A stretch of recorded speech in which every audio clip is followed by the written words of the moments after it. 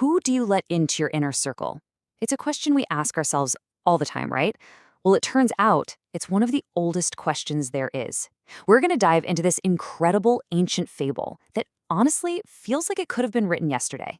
It's a powerful case study on a problem we all deal with: the serious, serious cost of trusting the wrong person. So let's just kick things off with this question. When is a guest not really a guest?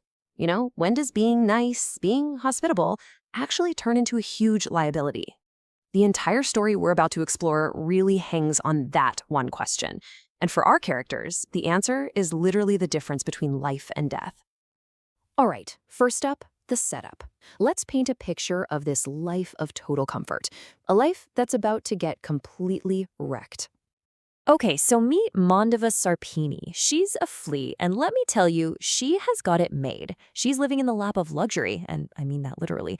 She is shacked up in the king's own bed. She gets to eat whenever she wants, she lives in total peace, and her world is completely stable and secure. It's a pretty perfect, predictable life, right? And then the intruder shows up.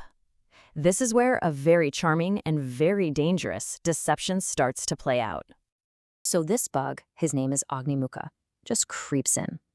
And what's so fascinating is the flea's first instinct. It is spot on. It's sharp, it's decisive, and it's 100% correct. She sees this stranger in her safe space, and what does she do?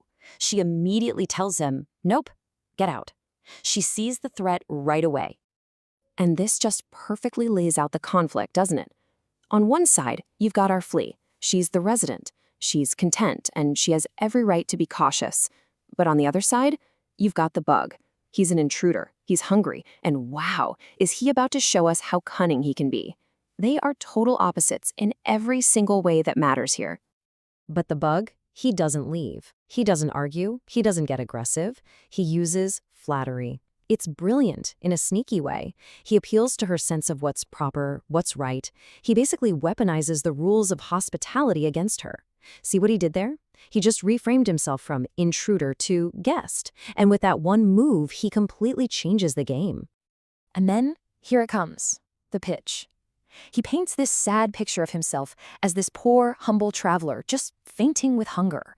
All he wants, he says, is to fulfill this one simple dream. Just one taste of a king's sweet blood. I mean, come on. It is a masterful performance, and it's all designed to do one thing: get past her caution by tugging on her heartstrings. And that brings us to the betrayal. Because she agrees. Against her better judgment, she says yes. And in doing so, she sets the stage for what will be a fatal bite. Now, she tries to manage this, right? She tries to control the situation. She lays down some very clear rules. It's a step-by-step plan meant to minimize the risk. Step 1, wait till the king is totally out. Step 2, let me, the flea, drink first. And only then, step 3, can you drink? The bug swears he'll follow the rules, but it's just a promise, right? A really fragile contract based entirely on his word. But the second temptation shows up, that promise goes right out the window. The king lies down, and the bug's hunger, that core part of who he is, just takes over. All that self-control he promised, poof, gone. He just can't wait. And the story actually pauses right here to drop this incredible piece of wisdom on us. It says you just can't change a person's fundamental nature by talking to them. It's like, even if you boil water, eventually it's gonna get cold again. The bug was always going to act like a bug.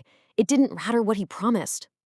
And so, he strikes. He's impulsive. He's greedy. He has zero regard for his host or the deal they made. He takes what he wants, right when he wants it. And he delivers this bite, sharp as a needle, that wakes the king up instantly. The fallout is immediate. The king yells, "Hey, something bit me!" And just like that, the quiet, safe little world the flea had built for herself is completely shattered. The hunt is on.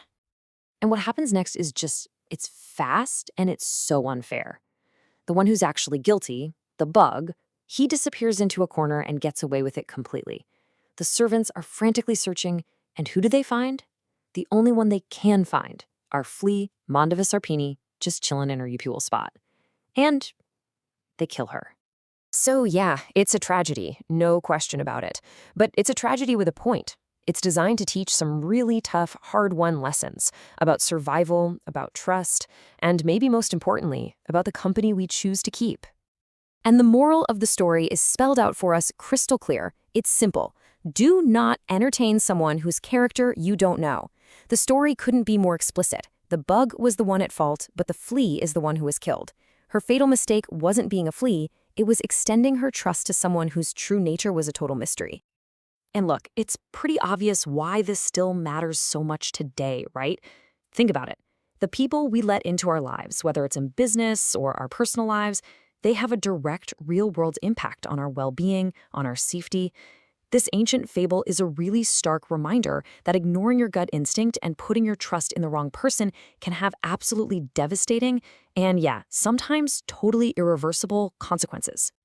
And get this, the fable doesn't even stop there. It leaves us on a kind of cliffhanger with this final warning about another king, one who fires his trusted, loyal friends and brings in a bunch of outsiders instead.